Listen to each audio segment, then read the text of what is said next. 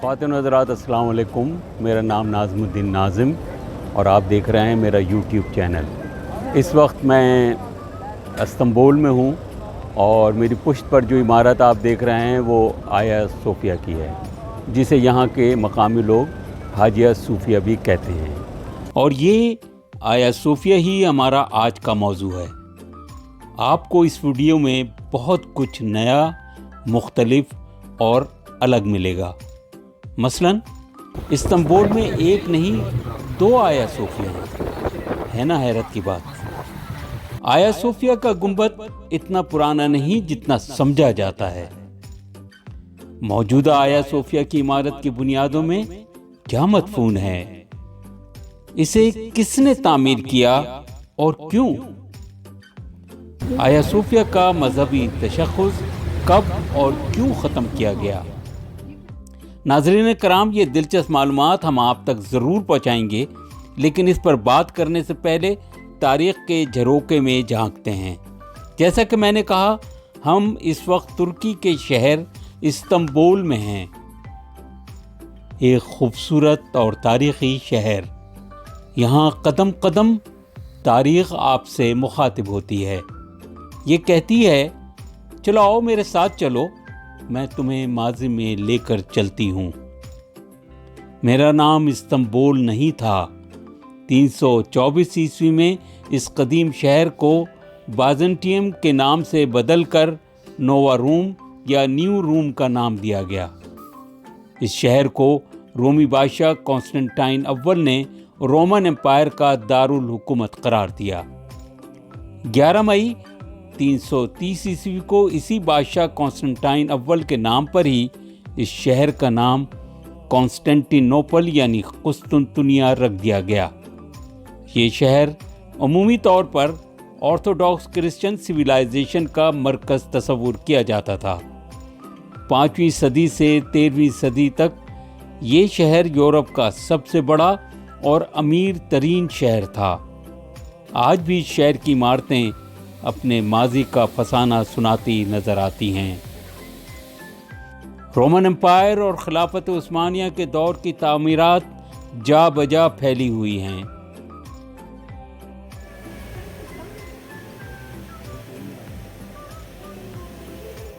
सयाहों का हुजूम हैरत से उन्हें देखता है और मेमार की तारीफ किए बगैर नहीं रह सकता। सयाहों को आया सोफिया देखने का सबसे ज़्यादा इश्तियाक होता है। यूरोप के लोग अपने साबका चर्च और मुसलमान मौजूदा मस्जिद को देखने के मुतमन्नी होते हैं। क्या आया सोफिया शहर की कदीम तरीन इमारत है? जी नहीं। इसी शहर में एक और आया सोफिया है जिसे लिटिल आया सोफिया कहा जाता है और इसके बारे में बहुत कम लोग जानते हैं। बाज़ंतीनी बादशाह जस्टिनटाइन अव्वल ने इस्तांबुल शहर की जनूबी दीवार के करीब बहरे मरमरा के किनारे 527 ईस्वी में इसे तामीर कराया और यहीं 1 अप्रैल 527 ईस्वी को इसकी ताजपोशी हुई।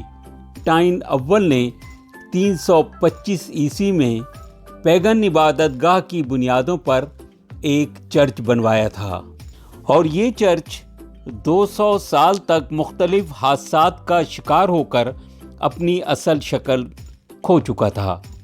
चुनाचे जनवरी 532 ईस्वी में उसने उन्हीं 2 माहिर आर्किटेक्ट की खिदमत हासिल की जो लिटिल आया सोफिया बना चुके थे।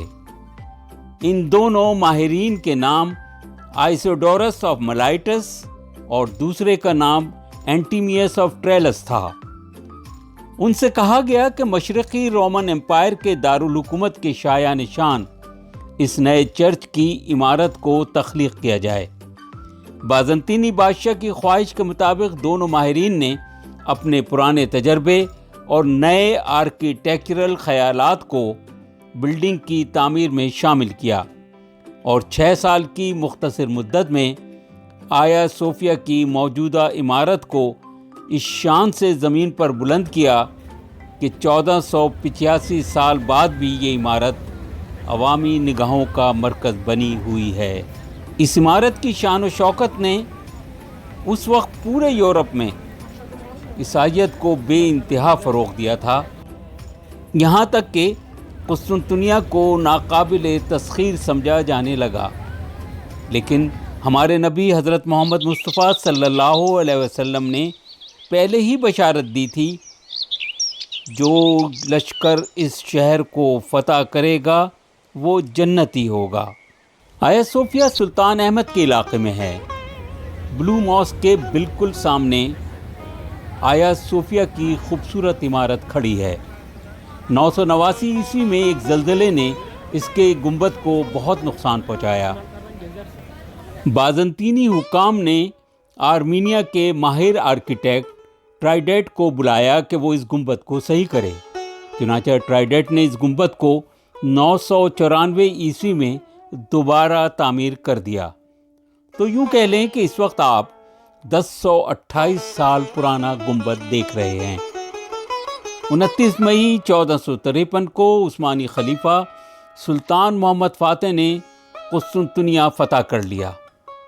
اس فتح کے بعد اس نے اس چرچ کو مسجد میں تبدیل کر دیا، جس کے لیے اس نے عیسائی کونسل سے اجازت بھی لی اور معقول رقم بھی ادا کی۔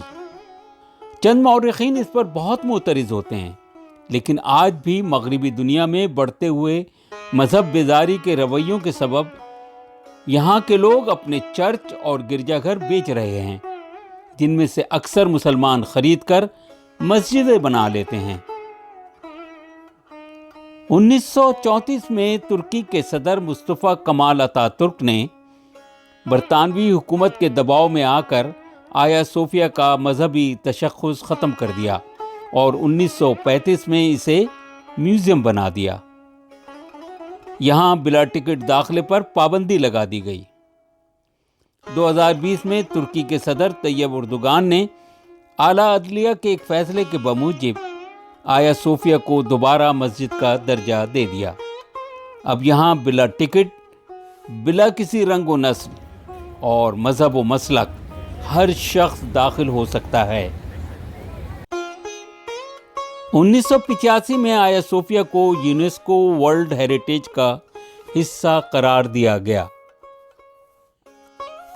20ویں صدی کے آغاز میں بہت سے آرکیٹیکچرل انجینئرز یہ جاننے کے خواہش مند تھے کہ آیا صوفیہ کا گنبد کیسے ڈیزائن کر کے تعمیر کیا گیا۔ رابرٹ وان نائس وہ پہلا مغربی انجینئر تھا جسے 1930 میں یہ اجازت دی گئی۔ اس کی تجزیاتی رپورٹ 1960 میں شائع ہوئی۔ آیا صوفیہ کا بیرونی جائزہ آپ نے لے لیا اور بہت سی نئی معلومات بھی مل گئی۔ تو آئیے میں آپ کو اس کے اندر لے کے چلتا ہوں عمارت میں، اور دیکھتے ہیں کہ وہاں نماز کس طرح ادا کی جا رہی ہے، لوگوں کا ہجوم جو ہے وہ کس طرح وہاں پر تصویر کشی کر رہا ہے۔ تو آئیے میرے ساتھ۔ آیا صوفیہ کے اندرونی در و دیوار اور چھت مختلف پینٹنگ سے سجی ہوئی ہیں۔ ان میں زیادہ تر موزیک پینٹنگز 9ویں صدی عیسوی میں بنائی گئی ہیں۔ ایک منقش چھت پر بی بی مریم اور نومولود حضرت عیسیٰ کو دیکھا جا سکتا ہے۔ ان کے دائیں جانب آیا صوفیہ کی تعمیر کا حکم دینے والے جسٹنٹائن اول آیا صوفیہ کا ماڈل ہاتھ میں لیے کھڑے ہیں، جبکہ بائیں جانب کانسٹنٹائن اول، جنہوں نے قسطنطنیہ کی بنیاد رکھی تھی، اسی شہر کا ماڈل لیے احترام سے کھڑے ہیں۔ اندر داخل ہوتے ہی عربی خطاطی میں اللہ، نبی کریم صلی اللہ علیہ وسلم، چاروں خلفائے راشدین اور حضور صلی اللہ علیہ وسلم کے دونوں نواسوں کے نام واضح طور پر دیکھے جا سکتے ہیں۔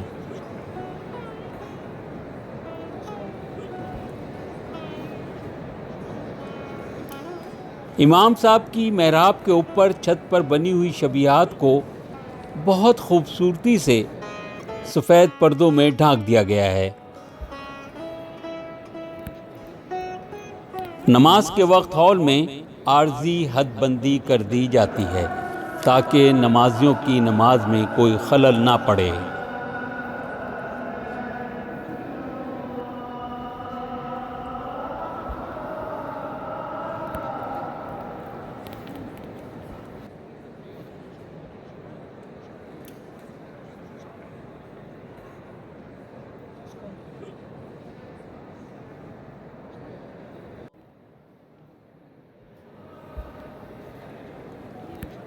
نماز ختم ہوئی۔ اب ہر طرف لوگ اپنی زندگی کے ان انمول لمحات کو عکس بند کر رہے ہیں۔ نہ معلوم یہ موقع اب کب ملے گا بھی یا نہیں۔ بس اس لمحے کو وقت سے چھڑا کر قید کر لو، یہی سب کی کوشش ہے۔ سبھی لوگ اپنے اطراف سے غافل ہیں، فوٹوگرافی میں مشغول ہیں۔ انہیں مصروف رہنے دیں، واپس چلتے ہیں۔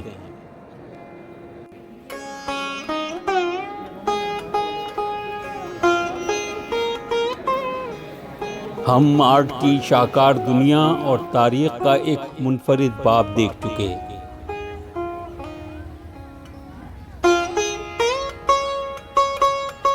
پھر ملیں گے اگر خدا لایا۔